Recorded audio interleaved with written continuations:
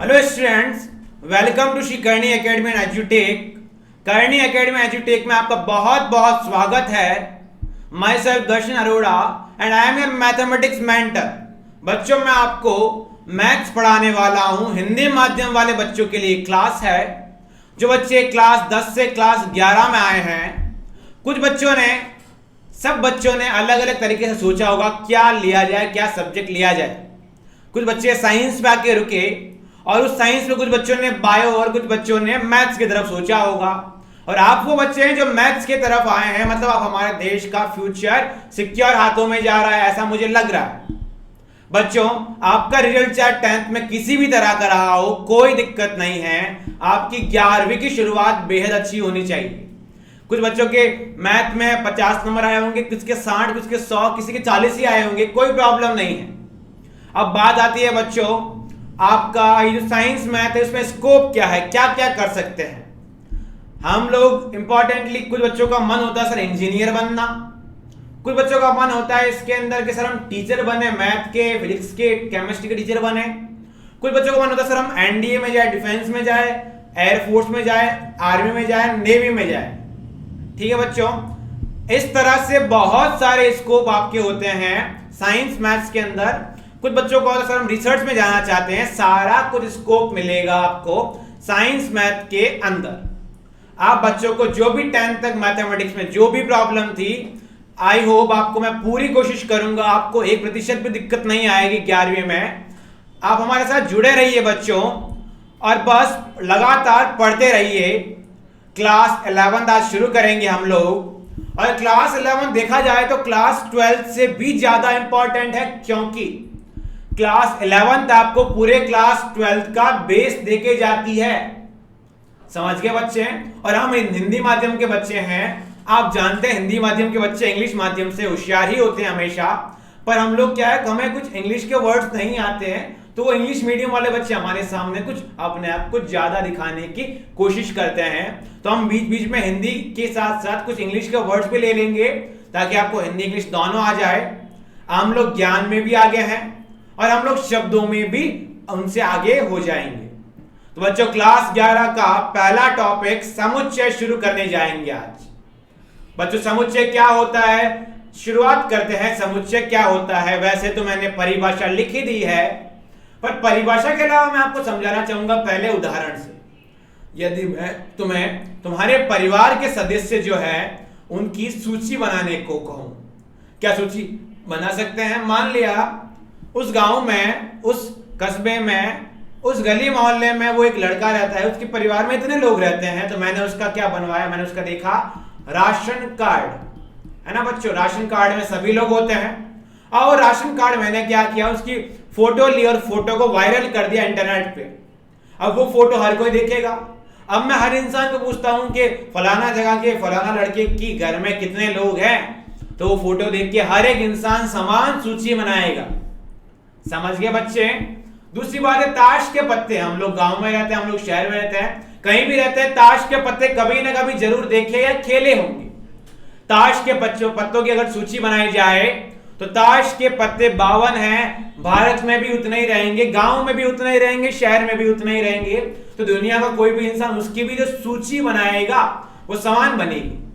दुनिया की विशालतम नदी की बात करूं तो बच्चों, कोई भी इंसान को पूछ लूं तो वो भी मेरे पास में विशालतम नदी एक ही बताएगा जो होने वाली है। या दुनिया के जो 7 अजूबे हैं, वो पूरी दुनिया में किसी से पूछ दो, वो 7 अजूबे सभी लोग समान ही सूची बनाएंगे।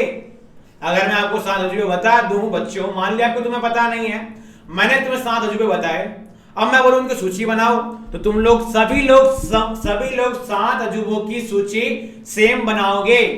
तो 4 एग्जाम्पल से क्या समझे, क्या आप एग्जाम्पल से क्या समझते हैं वो जरूरी है बच्चों। मैथमेटिक्स में आपने आज तक सिर्फ क्वेश्चन करना सीखा है, सोचना नहीं सीखा। मैं आपको सोचने का जरिया दूंगा।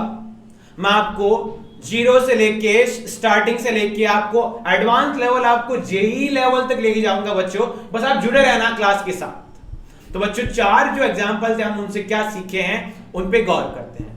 चारों में कोई ना कोई तरह का मेरे पास में संग्रह आ रहा है या फिर कलेक्शन आ रहा है बच्चों। मेरे पास परिवार के सदस्य आ गए, ताश के पत्तों का आ गया। विशालतम नदी में मान लिया संग्रह एक इंसान एक चीज का, पर एक तो है। 7 अजूबों में मेरे पास संग्रह 4 चीजों का, परंतु 4 चीजें हैं। तो पहली बात होनी चाहिए संग्रह होने चाहिए, और दूसरी बात होनी चाहिए सुपरिभाषित। सुपरिभाषित का मतलब क्या हुआ? ढंग से परिभाषित होने चाहिए। मतलब क्या हुआ? मैंने समझाया, एक सूची को दुनिया का प्रत्येक इंसान समान बनाएगा तो वो होता है सेट। एक सूची को अगर दुनिया का प्रत्येक इंसान समान रूप से लिखता है तो उसको क्या कहेंगे? सेट। अगर मैं दुनिया में किसी बच्चे से पूछूं कि प्राकृत संख्या कहां से शुरू हुई? 1 से, तो सभी लोगों ने 1 से कहा, तो वो जो बना वो मेरे पास बन गया समुच्चय। समझ गया बच्चों? अब सुपरिभाषित में छोटी छोटी सी बात कर लेते हैं।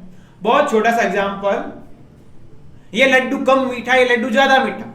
क्या आपने कोई सीमा बताई? क्या ज्यादा मीठा होना चाहिए, क्या कम मीठा होना चाहिए? मेरे हिसाब से बातें अलग, आपके हिसाब से बातें अलग। मुझे कम मीठा लगा, मैंने कम मीठा कहा। आपको ज्यादा मीठा लगा, आपने ज्यादा मीठा कहा।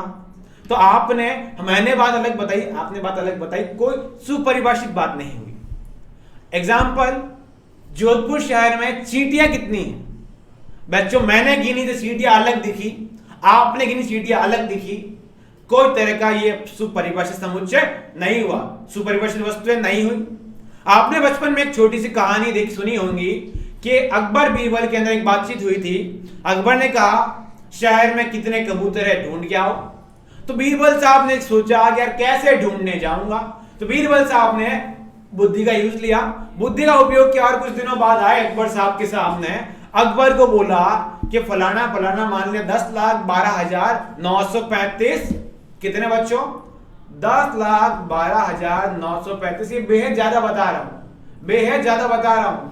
मान लिया उन्होंने ये बताया होगा कि सर 97,895 रहा हो, कितना ही रहा हो। तो अकबर ने कहा अगर गलत हुए तो गर्दन कटवा दूंगा, कटवा दो। उन्होंने कहा अगर कम हुए तो समझ जाना यहाँ के कबूतर दूसरे शहर गए, और ज्यादा हुए तो समझ जाना के बाहर के कबूतर यहाँ आए। तो वो जो बात कही है बीरबल ने, वो कोई और गिनने जाएगा तो अलग आएगी। तो ऐसे करके वो सूची नहीं बनी। मेरे ख्याल से सारे बच्चों को बेहद क्लियर होगा ये बात। कोई डाउट हो आप फटाफट से कमेंट बॉक्स में लिखिएगा, मैं कमेंट बॉक्स जरूर देखूंगा, आपके कमेंट जरूर देखूंगा, उन्हें जरूर क्लियर करने की कोशिश करूंगा पूरी। अगला मेरे पास आया 500 से छोटी प्राकृत संख्या है। अभी कहा प्राकृत संख्या 1 से शुरू होती है। अब बच्चों समुच्चय को लिखने का तरीका छोटा सा बता देता हूं जल्दी से, फिर आगे बढ़ेंगे। समुच्चय को लिखने के लिए हम एक लेते हैं मंजिला कोष्टक। छोटी क्लास में पढ़ते आ रहे हैं 3 कोष्टक इस तरह से, एक इस तरह से, और एक होता है मंजिला कोष्टक। मंजिला कोष्टक ही क्यों लेते हैं, आगे पढ़ने वाले हैं। मंजिले कोष्टक में मैंने मान लिया शुरुआत की 1 से 1 2 3 करते करते खत्म हुआ 499 499 पे। बच्चों ठीक है, आगे बात आई अभी तक बने हुए सभी आईएएस की सूची। प्रत्येक इंसान दुनिया का अगर उसको बोला जाए आईएएस की सूची बताइए, और उसको मैं पहले से एक फोटो बता दूं इतने आईएएस बने हैं, तो वो जो बनाएगा सूची वो भी क्या रहेगी, समान रहेगी। तो वो मेरे पास सेट बना। अंग्रेजी वर्ण वाला वो जो वर्ण है ए बी सी डी करके प्रत्येक इंसान समान बताएगा। ऐसे महीने जिसमें 31 दिन आते हैं, मैं इंग्लिश कैलेंडर के हिसाब से बात कर रहा हूं, जनवरी फरवरी के हिसाब से प्रत्येक इंसान सेम बताएगा। अब बच्चों बात आते हैं क्लास में पतले विद्यार्थी। क्लास में पतले विद्यार्थी मतलब पतला कितना, सर इतना इतना इतना, किस तरह से पतला हुआ? तो पतला होने का मतलब कोई पैरामीटर नहीं हुआ, कोई सीमा नहीं हुई। अगर तुम्हें बताता कि सर कमर इतनी होनी चाहिए, उससे कम कमर वाले पतले कहलाएंगे, तो कुछ सोचा जाता, परंतु कोई सीमा नहीं बताई गई। क्लियर बच्चों?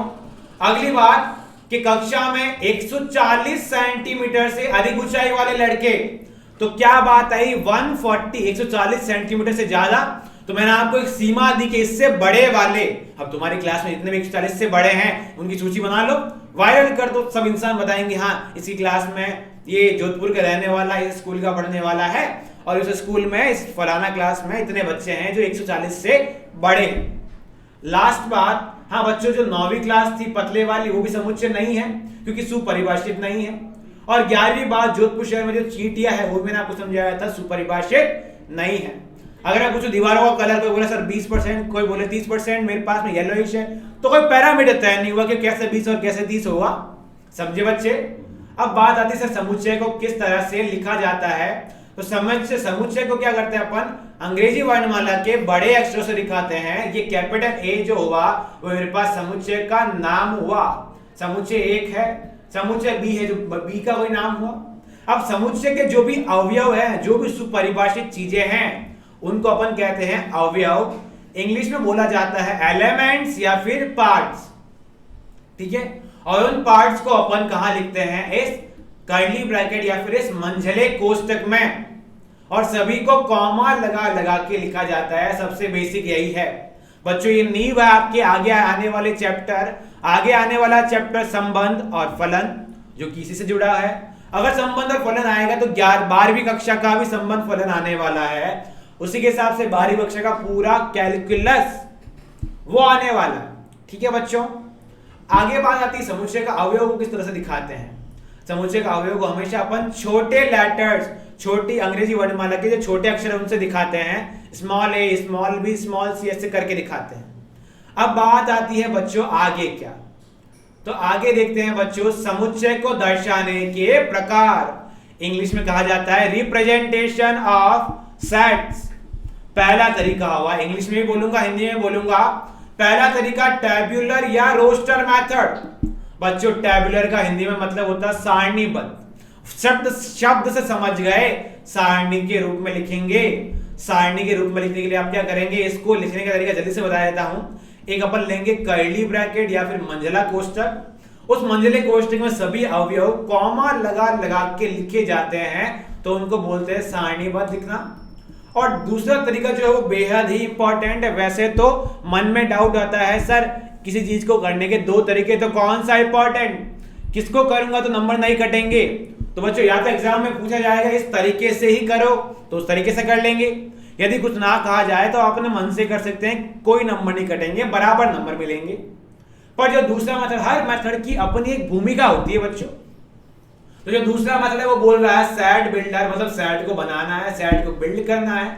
अब किसी भी सेट को बनाने के लिए कोई ना कोई प्रॉपर्टी काम आती है, तो साथ में नाम हुआ, इसको बोलते हैं प्रॉपर्टी मेथड, या फिर इसी को बोला जाता है कैरेक्टरिस्टिक मेथड, मतलब इसको बोलते हैं विशेषता, या फिर कैरेक्टरिस्टिक को बोलते हैं गुण। गुण के हिसाब से उसका कोई मेथड हुआ, या फिर रूल मेथड का मतलब हुआ कोई भी नियम को फॉलो कर रहा है। बच्चों नियम बेहद इंपॉर्टेंट होते हैं, और इसी बात को हिंदी में पूछा जाता है समुच्चय निर्माण रूप क्या है, या फिर नियम रूप क्या है, या फिर गुण रूप क्या है, ठीक है बच्चों। उनको भी समझने के लिए उनके लिए हमेशा एक ना कोई प्रॉपर्टी आएगी जो कि हम आगे आने वाली कक्षाओं, अगले आने वाले लेक्चर में पढ़ेंगे। आप जुड़े रहिए बच्चों। फटाफट से हम अगले जो कंसेप्ट, अगली चीज पे जाते हैं। माना ए सेट है, ए सेट को हमने मंझले कोष्टक में बनाया। एक मंझला कोष्टक यहां शुरू हुआ, दूसरा मंझला कोष्टक यहां खत्म हुआ। अब मंझले कोष्टक में मेरे पास 1 2 3 4 5 6 और 7 ये सब आया, ठीक है बच्चों।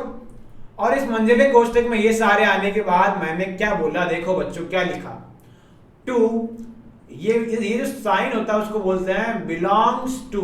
बच्चों इंग्लिश में पढ़ना है आपको, क्या पढ़ना है, बिलोंग्स टू। और हिंदी में ढंग से पढ़ना क्या बोलते हैं इसको, 2a का भाग है। क्या बोलेंगे, 2a का भाग है। इंग्लिश में पढ़ेंगे 2 is a part of a। और अगर पढ़ना चाहूंगा तो क्या पढ़ूंगा, यहां से शुरू करूंगा लेफ्ट से, 2 is a part of a, 2 belongs to a। समझ गए। यहां पे अगर मैं बोलता 7, अगर 7 एक भाग है, ए का क्या बोलूंगा, 7 belongs to a। 7 ए का एक भाग है। अब बच्चों बात आती है मेरे पास, सर ये जो belongs to वो आया कहां से, तो वो एक ग्रीक भाषा का शब्द है, ग्रीक भाषा से आया है। जैसे हम इंग्लिश भाषा बोल रहे हैं, हिंदी भाषा बोल रहे हैं, उसी तरह से ग्रीक लैंग्वेज है, ठीक है बच्चों। अब मैंने बोला 9 और belongs to को काट दिया गया, जैसे आप बोलते हैं equals to, और ये कट गया तो क्या बोलते हैं, नॉट इक्वल्स टू। वैसे ही बिलोंग्स टू को काटने में क्या आएगा, 9 is not belongs to, 9 does not belongs to A. 9 A का भाग नहीं है, समझे बच्चे। अब 9 ए का भाग नहीं का मतलब समझेंगे। 9 ए का हिस्सा दिख रहा है आपको, यहाँ पे नहीं दिख रहा तो नहीं हुआ। अब बात आती है कि सर समुच्चय में किस तरह चीजें लिखी जाती है, तो समुच्चय में किसी भी अवयव को बार बार नहीं लिखते, रिपीट नहीं लिखते हैं, समान अवयव को नहीं लिखते हैं। एक मेरे पास एक मान लिया एक नंबर है, एक नाम है एरे। अब बोलता है इनके अंदर जो भी वर्ण है उनको मिला के, जो भी लेटर्स है उनको मिला के समुच्चय बनाए। मैंने माना समुच्चय का नाम हुआ कैपिटल पी। समुच्चय बनता किससे बच्चों? अपन ने मंझला कोष्ठक बनाया। समुच्चय बनाने के लिए अपन क्या करेंगे? जो भी उसके एलिमेंट है, जो भी उनके भाग है वो उठाएंगे। किस किस से बना बच्चा? ए बना हुआ है स्मॉल ए से, फिर किससे बना हुआ है? स्मॉल आर से। अब जो स्मॉल आर आ चुका है उसको रिपीट ना करेंगे, स्मॉल ए को रिपीट नहीं करेंगे, वाई आएगा लिखेंगे। बच्चों ये कमी है सेट की, प्रत्येक सेट की कमी होती है, प्रत्येक चीज की कमी होती है, प्रत्येक इंसान की कमी होती है। उसी तरह इसकी कमी है कि ए आर वाई से तो अनंत चीजें बनाई जा सकती है। इसमें भी आर 2 बार रिपीट हुआ, आया क्या? नहीं। ए 2 बार रिपीट हुआ, आया क्या? नहीं।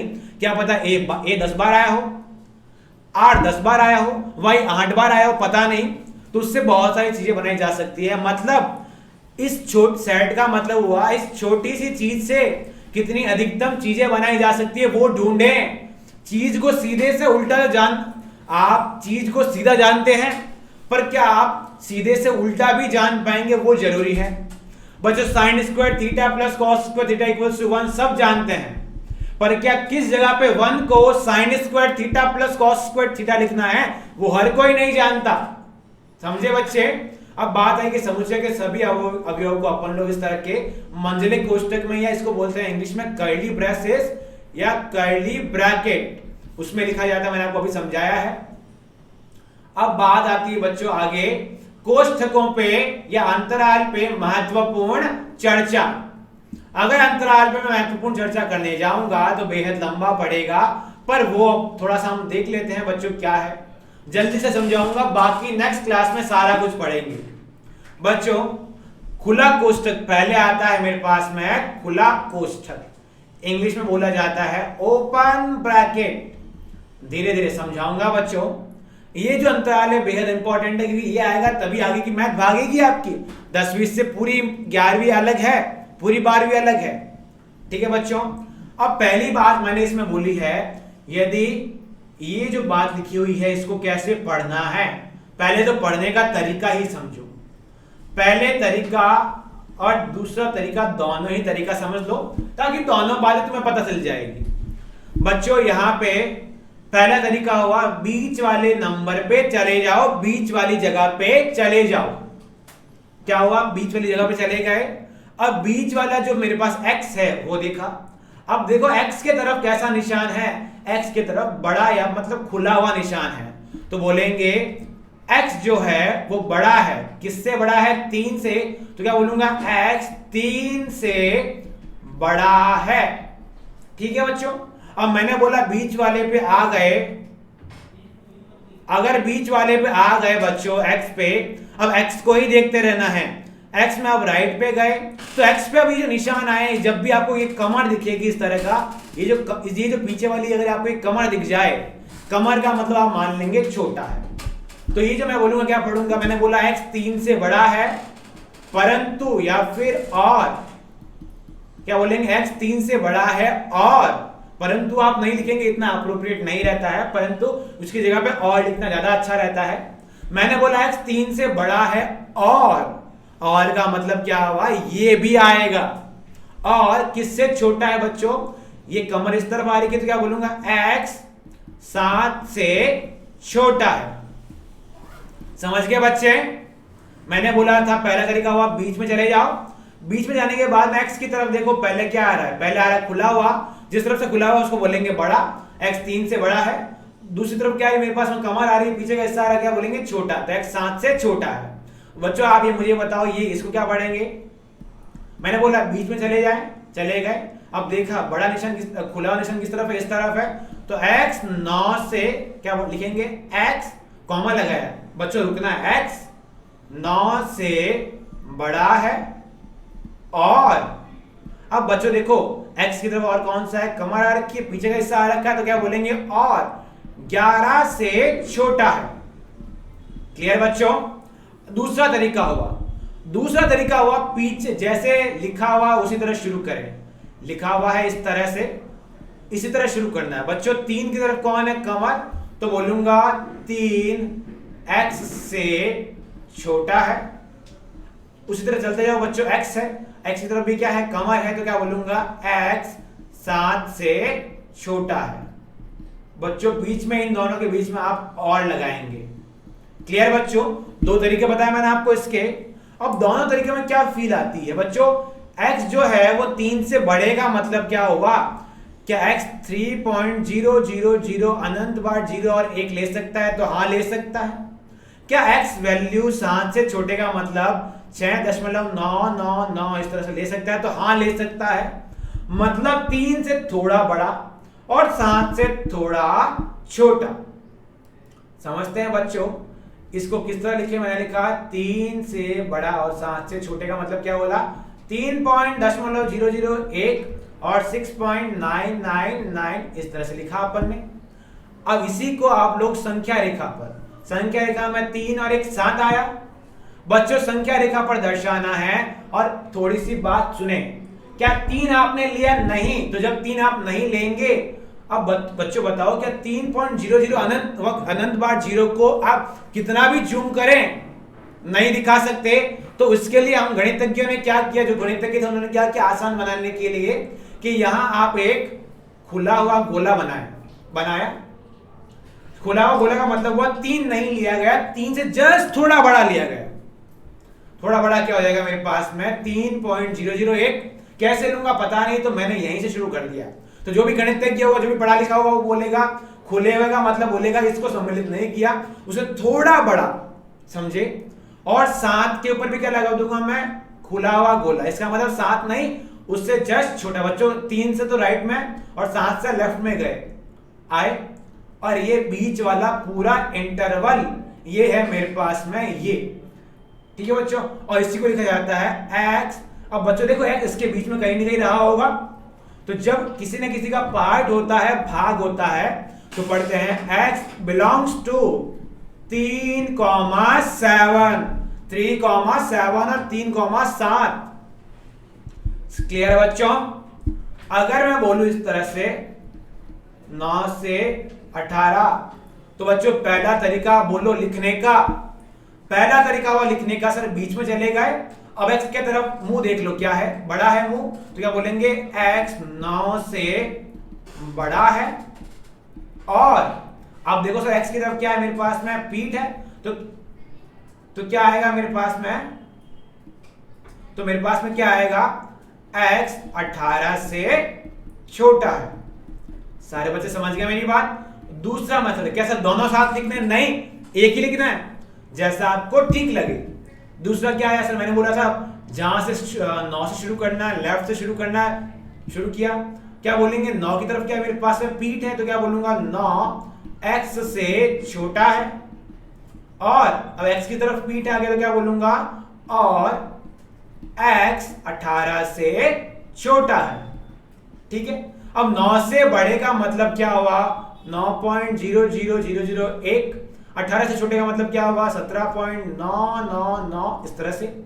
या अगर इसी बात को लिखा होता x बिलोंग्स टू ओपन 9 से 18, अगर ऐसा लिखा होता तो आप समझ जाते ओपन का मतलब हुआ सिर्फ और सिर्फ ये निशान लगाया, जो छोटा हुआ वो एक तरफ, बड़ा हुआ वो एक तरफ। x बिलोंग्स टू का मतलब हुआ x इन दोनों के बीच में कहीं है, तो ये बीच में आया, समझे। अगर आता है x बिलोंग्स टू -3 से -1, तो बच्चे क्या समझ जाते, सब दो निशान तो इस तरह से आएंगे, एक से बड़ा एक से छोटा रहा होगा। x बिलोंग्स टू का मतलब क्या हुआ, x इनका एक भाग है, तो x बीच में, x किससे बड़ा है, -3 से, -1 से छोटा। समझ गए बच्चे? अब इसको कैसे संख्या रेखा पर दिखाएंगे, इस वाली चीज को संख्या रेखा बनाएं, एक जगह पे 9, एक जगह पे 18। जो गणितज्ञ जो होशियार इंसान है वो क्या बोलेगा, तो 9.001 को नहीं लिख सकते, तो क्या लिखें इसको, एक खुला हुआ गोला बनाए, 18 पे भी खुला हुआ गोला बनाए, और इसके पूरा जो अंतराल है वो अंतराल ले लिया जाए, तो आपको दिखाएगा x बिलोंग्स टू ओपन 9 से 18, खुला कोष्टक 9 से 18। समझ गए बच्चों? खुले कोष्टक का मतलब समझे, एग्जाम्पल हुआ तुम्हारी लड़ाई झगड़ा हो गया किसी से, और लड़ाई झगड़े होने के बाद आपकी जो बात है आप अपने मम्मी पापा से करेंगे तो आपको शायद मार पड़ सकती है, तो आपने वो बात बताई नहीं, तो आपने एक तरफ आपने इस कॉर्नर में मान लो, एक तरफ आपकी मम्मी जी हैं, एक तरफ आपके पिताजी हैं, और आपने अपनी मम्मी जी और पिताजी को वो बात नहीं बताई, तो आपने उनको तो नहीं बताई, पर उनके बीच में आने वाले हर एक इंसान को बताई। मतलब कौन है? आपके मित्र, आपके दोस्त। समझे बच्चों? तो मतलब आपने 3 और 7 को इंक्लूड नहीं किया, मम्मी और पापा को इंक्लूड नहीं किया, और जिनको इंक्लूड नहीं करते हैं वहीं पर लगता है ओपन। क्लियर? नेक्स्ट आता हूं मैं अपने, नेक्स्ट आते हैं अपन अपने कर्ली ब्रैकेट पे या फिर मंझले कोष्टक पे। मध्य या मंझला कोष्टक इंग्लिश में बोला जाता है कर्ली ब्रैकेट। एक होता है ना, घर पे आपको जितना काम कह दिया जाए उतना ही करें। एक फिल्म का डायलॉग भी है ना, बस कह दिया सो कह दिया, है ना बच्चों? तो इसी तरह से जितना आपको कहा जाएगा वही लिखना है। माना मैंने तुम्हें कहा x बराबर 3 और x बराबर 7, मतलब बस इतनी सी बात आई। तो इसीलिए हम लेते हैं मंझला कोष्ठक। मंझला कोष्ठक लिया, और मंझला कोष्ठक आपको बोलेगा जितना कहा गया उतना ही लो। यहाँ पे x क्यों आया? क्योंकि x के बारे में बात चल रही है। अगर y के बारे में बात होती तो y आता, z के बारे में बात होती तो z आता, z स्टार की बात होती तो z स्टार आता। तो क्या लिखेंगे बच्चों? x बिलोंग्स टू, मतलब x अवयव है 3 और 7 का। जैसे ये मंझले कोष्ठक आए तो इन्होंने अंतराल ने अपने हाथ खड़े कर दिए कि बस हमको तो जो कह दिया है सो करना है। मतलब कह दिया गया, मतलब जो मंझले कोष्ठक ने कहा सिर्फ 3 लो तो 3 लिया, 7 लो तो 7 लिया। अब समझ में आया होगा कि क्यों हम समुच्चय के अंदर हमेशा मंझला कोष्ठक लेते हैं, क्योंकि मंझला कोष्ठक बताता है बस जितना कहा जाए उतना करो। मंझला कोष्ठक में आपको, अगर आपको बोले घर वालों की सूची, तो तुम ये थोड़ा करोगे सर मैं अपने पड़ोसी की सूची भी बना लो, नहीं, जितना कहा गया उतना ही काम।